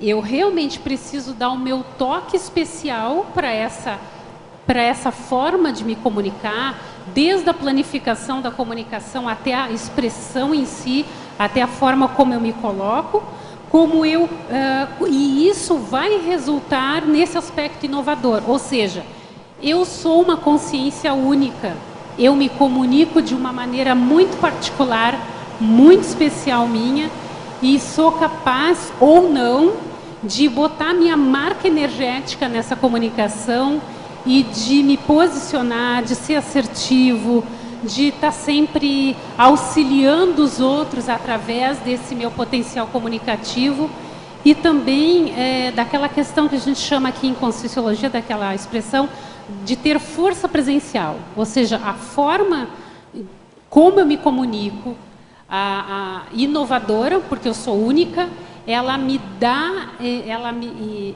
como é que é? Empoderamento, né? Que a gente fala também na Conscienciologia. Ela dá aquele empoderamento para a minha evolução, que vai reverberar na evolução daqueles que estão me escutando, interagindo diariamente comigo, e especialmente quando a gente está fazendo a assistência, né? Através da comunicação. Parece que é isso daí. Então aqui tem uma pergunta da conversa desarmada, que eu vou pular porque você já respondeu. Já respondi. Então ela pergunta agora em Parafatologia, página 8, terceira linha. Poderia esclarecer a parapercepção lexicológica? Então, eu falei da vivência do verbete, né, enquanto eu estava produzindo esse verbete, E, claro, como o verbete é algo novo, né? A gente já falou que eu sou voluntária apenas desde dezembro de 2014, mas, assim, a ideia é que você tenha um amparo de função. E se ele é um amparo de função da escrita, o que vai acontecer? A probabilidade muito alta é de que ele seja um técnico na área da escrita. E se ele é um técnico na área da escrita, ele traz um arcabouço vocabular bastante intenso para auxiliar você a colocar literalmente os vocábulos e as palavras mais adequadas em determinados, por exemplo, aqui pensando no verbete, né? Mas poderia ser um artigo, poderia ser um livro, poderia ser uma aula oral, uma palestra, em que ele realmente usa os termos adequados para aquela situação. E aí é que vem aquele encaixe do quebra-cabeça, né? Da peça do quebra-cabeça que eu falava antes. Aquilo se encaixa. O amparador de função, ou enfim, aquilo que você eu me propus escrever sobre a auto-organização comunicativa. Então, vem muita coisa, vem muito insight. No início do verbete, eu agradeci o pessoal da Enciclosapiens, porque a gente tem todo um aporte deles nesse aspecto. É um grupo inteiro de professoras e professores pensando com a gente, e isso também cria um holopensene que fica ali reverberando na forma da gente se comunicar, no caso da escrita, né? E claro que no meu caso, em especial, eu já criei um ambiente na minha casa em que a gente tem livros, em que a gente tem a escrivaninha, o computador, tudo que é propício para aquela criação de uma GESCOM, né? Seja ela um verbete ou o que for mais. Então, isso propicia que esse vocabulário se amplie mais. Considerando que eu já falei da questão das línguas, né? Que também, quanto mais a gente lê textos em outras línguas ou vai aprender outras línguas, isso também amplia o vocabulário e a parapercepção, ela aumenta, eu diria assim, em proporção geométrica. Ela vem e vem mesmo, vem muita neossinapses, vem muitas neo-ideias e isso ajuda bastante. Eu vou pular também, tem uma questão aqui da paradoxologia, viu, Andressa, que já foi respondida e também vou pular. Agora, de Madrid, na Espanha, ela pergunta, professora Aden, fatologia, página 8, segunda linha. Poderia ampliar a força da palavra certa? Que metodologia diária se poderia utilizar para desenvolver essa habilidade? Então, só retomando um pouquinho a última resposta que eu tentei dar para a teletertuliana, a questão vocabular é fundamental, né? A leitura em outras línguas, leitura mesmo diária de jornais, está atualizado. E lembrando que leitura, né, pelo menos na minha concepção, e quando a gente discute isso na área da linguística, ela é muito mais ampla que isso. Eu posso estar lendo um livro, mas eu posso estar lendo um filme, uma peça de teatro e até uma obra de arte. Tudo é leitura, né? Então, o que acontece? Quando a pessoa vai se comunicar e ela tem todo esse arcabouço por trás dela, ela realmente acessa isso de uma maneira precisa. O vocabulário vem na hora certa. E aí casa ou junta ou dá aquele sinergismo, né, que a gente falou anteriormente, com o que eu falei de força presencial. Então, a minha força presencial, ela está muito atrelada à força da minha palavra, da forma como eu me comunico, como eu me coloco. E uma coisa que talvez eu não tenha falado, que eu acho que ajude bastante também, é que o corpo fala, como até tem um livro, que infelizmente agora eu não lembro o autor, mas a gente não se comunica, vocês podem estar observando o que eu estou fazendo agora com a mão, só através da voz, né? Eu me comunico através de uma sobrancelha que eu levantei, de um gesto que eu fiz, daquelas caras e bocas, como eu gosto de dizer para o pessoal mais coloquialmente, né? E que a pessoa realmente está comunicando. A energia, o pensene está indo através daquilo ali. Então, a palavra certa, na minha experiência, na minha concepção, ela nasce na medida em que eu me posiciono, eu sou assertivo, e realmente vou em busca do conhecimento e transformo esse conhecimento na hora, no momento exato da comunicação. É prática mesmo, não importa. Eu dizia outro dia, conversando a respeito dessa questão da comunicação travada ou do travão, enfim, que até eu já acompanhei até casos de pessoas gagas mesmo.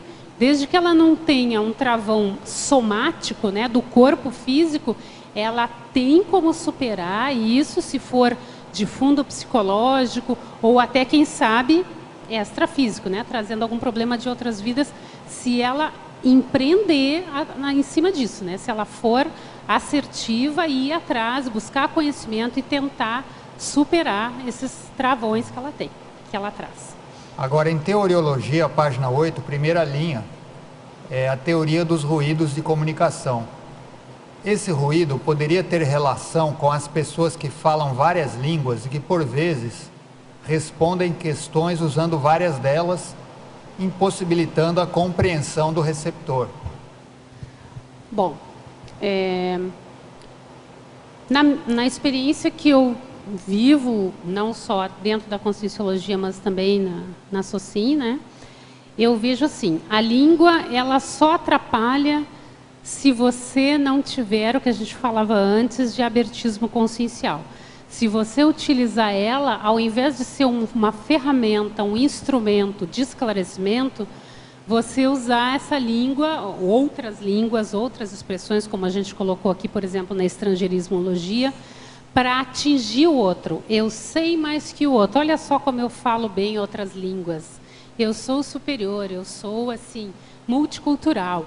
Agora, se você usar os termos certos para encaixar no discurso certo, na hora do discurso certo, e ainda por cima fazer um esclarecimento a respeito disso, como já foi solicitado várias vezes aqui para mim, em relação à estrangeirismologia, muito pelo contrário. Ela vai gerar neossinapses, ela já tem neossinapses em você, porque você está lidando com isso, você está usando com uma certa propriedade, como a gente diz na linguística, né? Quando você chegar no outro, então mais ainda, porque aí você esclarece o outro e sabe-se lá o que está acontecendo extrafisicamente, que foi o que o colega levantou aqui, né? Se tem uma consciex que dessomou lá na Inglaterra ou lá na França e está do lado daquela pessoa e também está sendo esclarecida.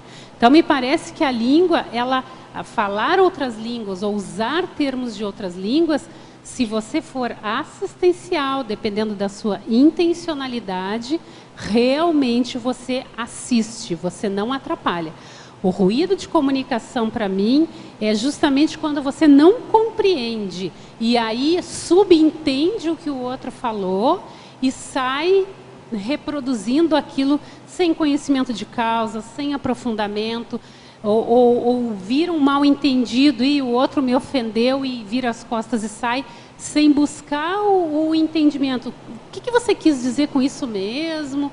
Qual foi a sua ideia? Não, a pessoa já fecha, aí dá o fechadismo intraconsciencial e ela não consegue mais se comunicar fluidamente, como a gente tem falado aqui, né?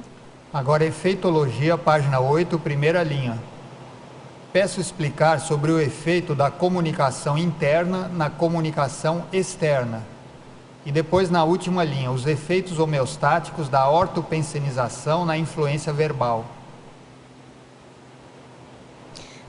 Vamos primeiro, né? Acho que é bom separar. Vamos primeiro, de cada vez. Então, o efeito da comunicação interna na comunicação externa. Bom, voltando para o tema do verbete, que é a auto-organização comunicativa, é aquilo que eu disse, né? A pessoa que bem se comunica, ela planifica, ela se auto-organiza, ela busca organizar a forma do discurso dela, ela é uma pessoa que, por prática, ela tende a pensar ou pensenizar sobre aquilo que ela diz, sobre a sua própria forma de se comunicar. Então, ela já está auto-organizada para fazer isso. Então, o que é isso? Isso é interno, né?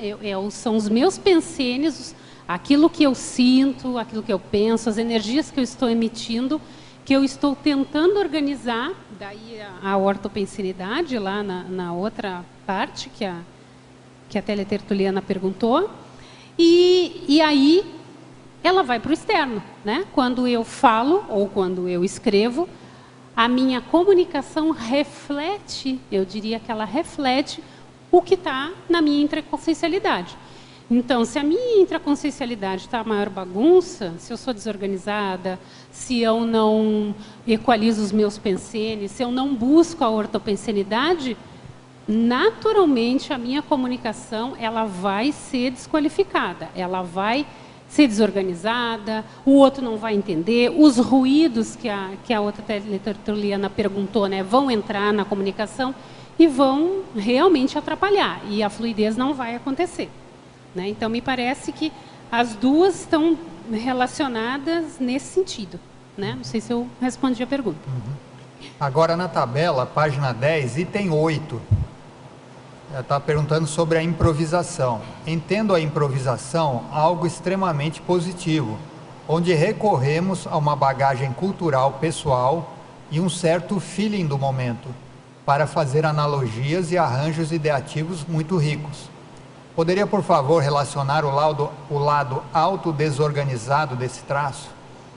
Então, eu havia falado antes, mas eu posso retomar. A improvisação, ela tem os dois lados. Ela pode ser positiva em todos esses aspectos que a teletertuliana levantou, né? Mas ela pode ser negativa quando eu não lanço mão desse arcabouço cultural, de conhecimento, de aprofundamento, de leituras que eu fiz, de reflexão sobre as minhas vivências. Quando eu não faço isso, eu certamente, isso assim, né, existem pesquisas a respeito disso na área de linguagem, que constatam o quanto essa desorganização externa, essa improvisação, a pessoa diz alguma coisa que ela não... ou que está incorreta para o momento, ou que está inadequada para o momento. Então, ela improvisou, ou seja, ela não usou de conhecimento porque ela não aprofundou antes, ela não leu, ela não buscou o conhecimento e, portanto, ela não, vamos dizer assim, ela não transformou esse conhecimento na capacidade, naquele momento que surgiu, né, um momento de improvisar, ela não deu conta, ela não teve estofo, como a gente diz na Conscienciologia, para fazer isso. É assim que me parece. Então, sim, concordo com a teletertuliana, ela é positiva, mas ela necessita, por paradoxal que pareça, e eu coloquei em paradoxologia, uma planificação. Né? Agora, em parafatologia, página 8, penúltima linha. Como ocorre a autopercepção das parassincronicidades durante o ato comunicativo? Quais os proveitos assistenciais daí advindos? Quais os proveitos assistenciais? São duas perguntas, né? Primeiro, ele pergunta como ocorre essa autopercepção das parassincronicidades durante o ato comunicativo. Aí a segunda pergunta, quais os proveitos assistenciais que você pode obter dessas parassincronicidades? Bom, eu havia falado um pouquinho, mas é sempre bom reforçar, porque isso é bem importante, né? Então, eu percebo as parassincronicidades na medida em que eu tenho um abertismo consciencial para isso, né? Eu me proponho a assistir, ou seja, na medida em que eu estou fazendo atares, que eu estou comunicando algo que eu considero importante, em qualquer situação da vida, às vezes até uma informação, vou colocar uma situação mais simples, né? Eu estou passando na rua, acontece muito comigo isso, muito até demais. E para um carro, assim, né, nós moramos em Florianópolis, tem muito turista, e pede uma informação. Eu não sou natural de Florianópolis, mas os 4 anos que eu estou lá, eu procurei me informar, nomes de rua, lugares que eu possa auxiliar essa pessoa. Mas, às vezes, eu realmente não sei o que ela está me perguntando. O que acontece? Eu procuro estar sintonizada, não vou dizer que eu sempre esteja, mas procuro estar sintonizada com o extrafísico, para perceber como eu posso ajudar aquela pessoa, porque se eu não puder, eu posso dizer, olha, ali adiante tem um posto de gasolina, sei lá, e aquela pessoa pode te informar melhor, ou, enfim, eu ter a parapercepção, eu estar atento, aberto, né, para qualquer sinalética que vier, né, para que a sincronicidade se dê, né, para que aquilo que a pessoa esteja me pedindo informações para mim, ela aconteça. E eu tive um fenômeno desse há poucos dias atrás, porque assim, parou uma caminhonete de argentinos que havia entrado errado, né, na avenida ali do Iguatemi Shopping, e uma moça estava, na mesma hora, me perguntando para onde que ela ia, onde era a creche, que agora eu não lembro o nome, fulano de tal. E eu realmente não sabia. Eu sabia informar as pessoas que estavam no carro, os argentinos, mas não sabia informar. E eu parei assim, aí informei, só um pouquinho, informei os argentinos e depois tentei resolver o problema dela, que para mim era mais sério. Procurando usar a lucidez, a parapercepção, né? Estando atento, estando aberto todo o tempo, né? Como dizia o professor Valdo, TENEPS a gente faz o tempo todo, assistência a gente faz o tempo todo, não tem jeito. Uma vez começado, é para sempre. Vamos voltar aqui, acho que você lá no fundo queria perguntar, não é isso? Você liga e espera alguns segundos que ele funciona. Liga para cima. Pronto. Tem um termo que você utiliza no verbete, que é eloquência desmedida. O que seria esse termo, especificadamente falando, e como isso poderia atrapalhar o processo comunicativo? A eloquência desmedida é da pessoa que literalmente está descompensada, né? E eu colocaria aí que existe, vou dizer assim, certamente uma descompensação energética, especialmente no laringochakra, né? Então ela não consegue colocar o filtro, como eu digo, né? Ela não consegue se dar conta de que ela está falando demais, ou às vezes falando muito alto, ou gritando, ou gesticulando demais, e que aquilo está atrapalhando o entendimento do que ela está querendo dizer. Então a melhor forma de trabalhar com isso, como eu já falei algumas vezes, mas é sempre bom reforçar, é autoperceber-se, trabalhar essa autopercepção, a própria autopesquisa, como eu me comunico, qual é a intenção que eu tenho sempre que eu vou falar alguma coisa, ou quando eu vou falar com determinada pessoa, ou por que eu me comporto assim, de repente, por que eu fico descompensada quando eu estou, sei lá, diante de várias pessoas, ou na minha família, né? Tenho vergonha de colocar algumas coisas, então eu fico... Aí a descompensação é o contrário, né? A pessoa descompensa para dentro, como a gente diz, ou seja, ela se tranca, ela não consegue falar, ou fica gaguejando. Enfim, realmente é uma eloquência que está desmedida, ela está desbaratada e ela precisa treinar para não fazer isso. E o treino começa pela autopercepção dela.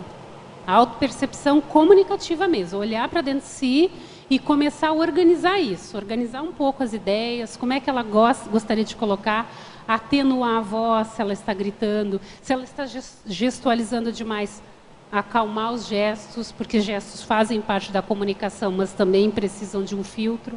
Enfim, trabalho mesmo, é suar a camiseta para melhor se comunicar.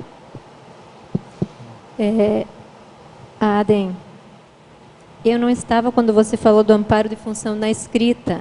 Sim. Mas você teve alguma experiência no período antilucano?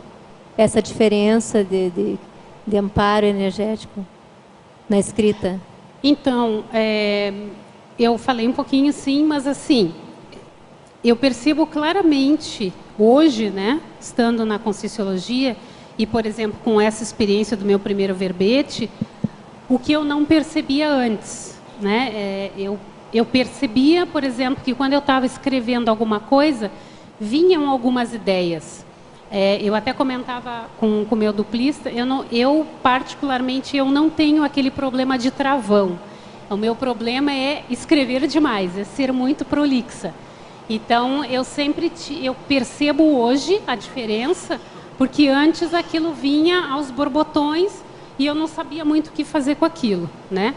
E hoje, fazendo o verbete, a coisa parece que sentou, né? Então, eu percebo o amparo de função porque ele realmente está focado naquela temática, naquilo, ele é técnico naquilo que você se propôs a escrever e ele realmente está ali para lhe assistir nesse sentido. Então, ele tem vocabulário para isso, ele tem a energia suficiente para trocar com você, para que você faça o melhor, dê o melhor de si. E, obviamente, que ele tem a visão mais ampla de que consciências vão ser assistidas a partir daquilo que você está escrevendo. E é assim que eu vejo a diferença. É bem mais qualificado, com certeza. Tem uma pergunta aqui de Porto Alegre, ela está pedindo para você explicar a frase enfática. Frase enfática.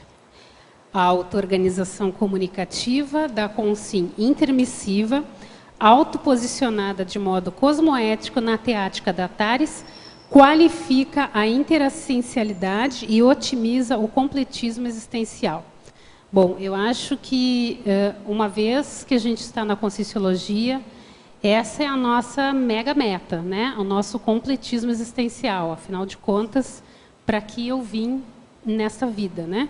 Então, na minha concepção, na minha experiência, uma pessoa que está auto-organizada na sua comunicação, ela realmente, ela mostra que ela investiu tempo, energia, enfim, toda a sua intraconsciencialidade para melhorar, para atingir, para acessar o seu período intermissivo, se autoposicionando, sempre pautado pela cosmoética, não tenho dúvida disso. E claro, né, que, como eu falei, acho que o verbete todo visando a Tares, né? Afinal de contas, a gente está aqui por um motivo, e a gente só vai atingir, na minha concepção, pelo menos, né, pelas minhas experiências, esse completismo existencial se a gente qualificar a nossa interassistencialidade. E a comunicação é ferramenta fundamental, e especialmente se ela vem auto-organizada, se ela parte de dentro da nossa intraconsciencialidade. Então, nós lembramos que no próximo sábado, às 9 horas, o tema do Círculo Mental Somático é autodesassédio autoral. Então, no próximo sábado, às 9 horas, aqui mesmo no Tertuliário. Bom, Aden, nós estamos chegando aqui no nosso final. Você queria falar alguma coisa? Alô. Eu só queria fazer um agradecimento público e parabenizar. Eu acompanhei todo o processo, eu sei quanto que ela gosta dessa matéria. E nós, sendo duplistas, nós temos um processo de complementariedade, que a minha formação é exatamente ao contrário dela, que eu sou matemático e trabalho na tecnologia da informação. E, então, ela tem me ajudado muito nesse processo, porque você tem que realmente, em qualquer local da vida, qualquer produto você precisa vender, você tem que se comunicar, e se comunicar bem. E nós temos um processo de assistencialidade, e isso é imprescindível. Então, meus parabéns a Aden. Então, nós agradecemos aqui a professora Aden pelo seu verbete, sua muito boa explicação. Você queria colocar alguma coisa? Falar mais alguma coisa que não foi abordada? Eu só tenho a agradecer pela recomposição que eu estou fazendo aqui. É realmente uma autossuperação, só isso. Então, nós agradecemos, então, a sua brilhante exposição, muito boa mesmo. Esperamos, né, como esse é o primeiro, temos que esperar os próximos verbetes. Em fevereiro começa o próximo curso de verbetografia. Vou escrever outro, sim. E agradecemos aqui a participação dos tertulianos, as perguntas também dos teletertulianos, que nos ajudam bastante. Agradecemos a toda a equipe aqui da Enciclosapiens, agradecemos aqui ao Christian pela organização, ao Robson pela transmissão das tertúlias, e passamos agora para as nossas divulgações e os nossos avisos. Obrigado. As pontuações da tertúlia de hoje são 34 assinaturas no livro de presença, 17 perguntas presenciais e 15 perguntas respondidas online. Hoje teremos um recado. A Ana Ruiz, com o curso Teoria e Prática da Inversão Existencial. Boa tarde. Gostaria de convidar a todos vocês para o curso Teoria e Prática da Inversão Existencial. Ele vai ocorrer os dias 29, 30 e 31 de janeiro no campus de Inversologia aqui em Foz do Iguaçu. O curso visa expandir o que é a técnica da Invexis. É uma técnica de viver que dinamiza a evolução e a proexis desde a juventude. O curso também tem muito foco no desenvolvimento das energias e no autoparapsiquismo. Para maiores informações, podem contactar a gente ou qualquer voluntário da Invexis e também através do e-mail contato@simbexis.org. Muito obrigada. Para amanhã, teremos o verbete experimentação animal, especialidade cosmoeticologia, e o verbetógrafo, professor Roberto Kunz. Muito obrigado a todos e uma boa tarde.